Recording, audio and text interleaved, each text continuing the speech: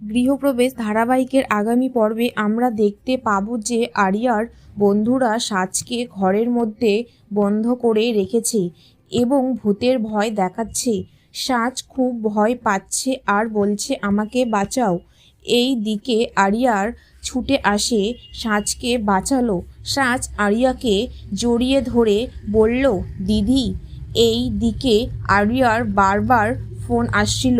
Ahana আরিয়াকে phone করে বলে, আমি তোমার পিপি বলছি শ্রী। আরিয়ার খুব খিদে পেয়েছে। আরিয়ার রুমে এসে দেখে তার ব্যাগের চেনটা খোলা।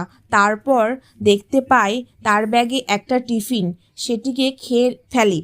কেশব ফোন করে বলে, শ্রী বাড়ি ফিরে আয়। শ্রী বলল, আমি যাব না। কেশব বলল, আমাদের জন্য তোর মায়া হয় না, বিশেষ করে মা, বাবা, দাদা? শ্রী বলল, না।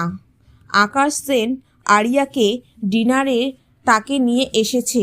আরিয়ার পছন্দ মতো অনেক কিছুই অর্ডার দিয়েছে। আরিয়ার ওপর নতুন চাল চালছে আকাশ সেন।